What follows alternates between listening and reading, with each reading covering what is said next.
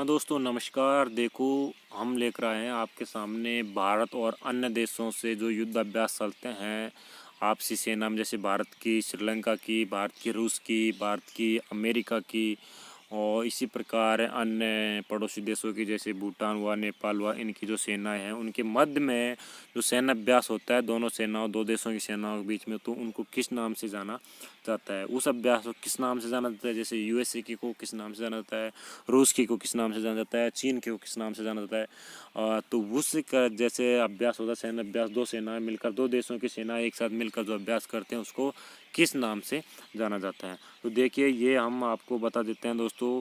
जैसा कि आप सभी को पता होगा कि कौन सी सेना और किस नाम से सैन्य अभ्यास किया जाता है। भारत में समय समय पर यूएसए, चीन, रूस, जापान और क्या नाम से अपने नेपाल, ब्रिटेन इत्यादि देशों की सेनाओं के साथ में सैन्य अभ्यास किया जाता है। अपने लोकल सेना भारत की और जो बाहर से आई हुई सेना या अपने देश की सेना है जो उनके देश में जाकर भी सैन्य अभ्यास करती है, संयुक्त सैन्य अभ्यास के नाम से जाना जाता है वो। तो इसमें जो हम आपको बताते हैं प्रमुख भारतीय वायुसेना के सैन्य अभ्यास हैं, उनके बारे में हम आज चर्चा करने वाले हैं। कि जैसे यूएसए की सेना के साथ में भारत की सेना आपसी अभ्यास करती है, संयुक्त सैन्य अभ्यास करती है, उसको किस नाम से जाना जाता है? तो ये वायुसेना से संबंधित है ये सवाल। तो आज हम आपको बताने वाले हैं अभ्यास और देश का नाम, यानी अभ्यास का क्या नाम है और उस देश से किस देश के साथ में कौन सा अभ्यास किया जाता है। तो इन सभी के बारे में आज हम आपसे चर्चा करने वाले हैं। तो देखो दोस्तों, आपको हम बता दें कि यूएसए, फ्रांस, ब्रिटेन, ये जो देश हैं उनके साथ में अलग अलग सैन्य अभ्यास किया जाता है। एक तो यूएसए संयुक्त राष्ट्र अमेरिका है, संयुक्त राष्ट्र संघ है, उनके साथ में एक तो रेड फ्लैग के नाम से अभ्यास किया जाता है, और दूसरा ही यूएसए के साथ में दो अभ्यास किए जाते हैं, एक है कोप इंडिया और एक है रेड फ्लैग। ये किसके साथ में किए जाते हैं? संयुक्त राज्य अमेरिका के साथ में किए जाते हैं। ठीक है, संयुक्त राज्य अमेरिका के साथ में कौन कौन से किए जाते हैं? एक तो रेड फ्लैग और एक कोप इंडिया के नाम से। और अगला आता है फ्रांस। तो फ्रांस के साथ में कौन सा किया जाता है? गरुड़। गरुड़ जो सैन्य अभ्यास है, गरुड़ नाम का सैन्य अभ्यास है जो फ्रांस प्लस और अपने भारत की सेना के मध्य में किया जाता है। ठीक है, भारत और फ्रांस की सेनाओं के मध्य में कौन सा सैन्य अभ्यास किया जाता है? वायुसेना से संबंधित गरुड़ सैन्य अभ्यास भारत और फ्रांस की सेना के मध्य में किया जाता है। अगला आता है इंद्रधनुष। इंद्रधनुष है जो ब्रिटेन प्लस भारत की सेना के मध्य में किया जाने वाला संयुक्त सैन्य अभ्यास किस नाम से जाना जाता है? इंद्रधनुष के नाम से। तो देखो दोस्तों, यूएसए और भारत की सेना के मध्य में जो सैन्य अभ्यास किया जाता है वो किस नाम से है? एक तो रेड फ्लैग के नाम से है, दूसरा कोप इंडिया के नाम से। मतलब दो सैन्य अभ्यास किए जाते हैं भारत और अमेरिका के मध्य में। अगला आता है फ्रांस और भारत के मध्य में। भारत और फ्रांस के मध्य में जो सैन्य अभ्यास किया जाता है वो है गरुड़ नाम का।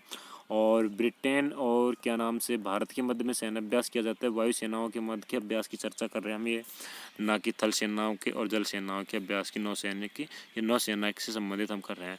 तो ब्रिटेन की सेना और भारतीय वायुसेना के मध्य में जो सैन्य अभ्यास किया जाता है वो इंद्रधनुष के नाम से जाना जाता है। अगला अभ्यास देखते हैं हमें, रूस है, सिंगापुर है, ओमान है, संयुक्त अरब अमीरात है। तो देखिए, हम बताते हैं इंद्रधनुष तो कहाँ का है? ब्रिटेन का इंद्रधनुष। और केवल इंदर है जो भारत और रूस की सेना के मध्य में संयुक्त सैन्य अभ्यास किया जाता है।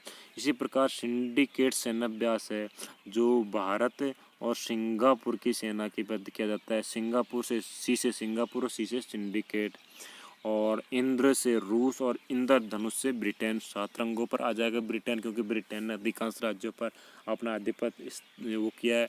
तो ये ट्रिक है याद रखने की, ऐसी कोई बात नहीं है, उसने शासन किया है, कोई ज़रूर नहीं है अब, क्योंकि उसका अधिनायक बात है वो समाप्त कर दिया गया है विश्व में से अब। तो क्योंकि वो तो याद रखने की बात है, ब्रिटेन, रूस केवल इंद्र भगवान से संबंधित है, क्योंकि इंद्र भगवान स्वर्गलोक में पहुँचते हैं। स्वर्ग उत्तरी ध्रुव को वर्तमान में जो मानते हैं, तो अपने रूस है वो भी थोड़ा उत्तरी गोलार्ध में जो भी उत्तर की ओर स्थित है। तो सिंगापुर से सिंगापुर, सी से सिंडिकेट। इसी प्रकार आता है ओमान। तो ओमान में कौन सा सैन्य अभ्यास किया जाता है? ओमान में किया जाता है ईस्टर्न ब्रिज। ईस्टर्न ब्रिज किस किस के? भारत और ओमान की सेना के मध्य जो संयुक्त सेनाभ्यास किया जाता है वह ईस्टर्न ब्रिज के नाम से सेनाभ्यास है। वो किस किस की सेना के मध्य किया जाता है? ओमान और भारत की सेना के मध्य। अगला आता है अपना संयुक्त अरब अमीरात। संयुक्त अरब अमीरात के मध्य में और भारत की सेना के मध्य में कौन सा सेनाभ्यास किया जाता है? Dessert eagle. डेसर्ट ईगल जो सेनाभ्यास है जो किया जाता है भारत और संयुक्त अरब अमीरात की सेना के मध्य में, वायु सेनाओं के मध्य में जो सेनाभ्यास किया जाता है उसका नाम है डेजर्ट ईगल। और सियाम भारत के नाम से जो सेनाभ्यास किया जाता है वो भारत और थाईलैंड के सेनाओं के मध्य में किया जाने वाला सेनाभ्यास है। तो देखिए दोस्तों, कुछ सेनाभ्यास हम आपके सामने लेकर आए हैं। किस देश का कौन सा सेनाभ्यास, ये आपके ज़रूरी नहीं है कि कोई सी एग्ज़ाम में ये आजकल आपके रेलवे हो और जैसे ग्रुप डी या एनटीपीसी पार्ट 2 मतलब सेकंड पेपर के लिए भी बहुत साबित होगी। और अपने राजस्थान पुलिस है या फिर पटवार है या फिर आरएएस प्रीमियर्स है या फिर अलग जैसे MP police, UP police, Haryana police, Bihar police, Mumbai police, किसी भी भारतीय किसी भी राज्य के और जितने भी एग्ज़ाम्स होते हैं, बड़े बड़े एग्ज़ाम्स हैं, तो उनमें ये पूछे जाते हैं कि किस नाम से कौन सा अभ्यास है जो भारत अमेरिका बीच में होता है उसका क्या नाम है, और फ्रांस और भारत के बीच में होता है उसका क्या नाम है, ब्रिटेन और फ्रांस क्या नाम से इंडिया के बीच में होता है उसका क्या नाम है, रूस और भारत के बीच में जो सैन्याभ्यास हुआ है वायुसेना का उनका क्या नाम है, सिंगापुर और भारत में क्या नाम है, ओमान और भारत की संयुक्त सेनाएं जो अभ्यास करती हैं उसका क्या नाम है, संयुक्त अरब अमीरात की, इसी प्रकार थाईलैंड की। तो ये 5-7 देशों के साथ में जो हम लेकर आए हैं आपके सामने सैन्याभ्यास। इसी प्रकार हम आपके सामने एक क्लास और लेकर आएंगे अन्य सैन्याभ्यासों की भी, उसके साथ में राजधानियों की भी क्लास लेकर आएंगे, किस देश की कौन सी राजधानी है और किस राज्य की कौन सी राजधानी है।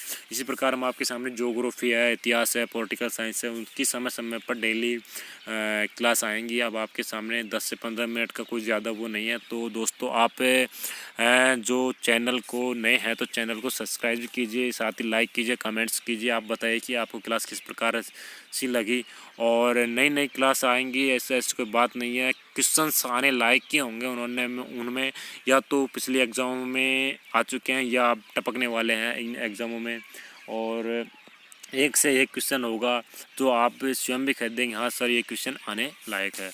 तो आप चिंता ना कीजिए, डेली देखिए 10 से 15 मिनट की एक क्लास है, तो उसमें आपको ज़्यादा टाइम भी नहीं है और आपको जो मेन डोज दी जाती है, ये डोज मान लो आपकी एक तरह की बहुत बढ़िया डोज है, तो उसमें आपको बढ़िया साबित होगी। इसलिए दोस्तों आप अधिक से अधिक चैनल को सब्सक्राइब कीजिए, अधिक से अधिक शेयर कीजिए ताकि अपने दोस्तों को बता सकें और इन क्लासों का लाभ उठा सके। अच्छा दोस्तों, अब नेक्स्ट क्लास लेकर आएंगे हम आपके सामने, तो उसमें आपसे बात करेंगे। और जितने भी क्लास इसमें आई हैं उनको आप रिवाइज करके देखिएगा और साथ ही में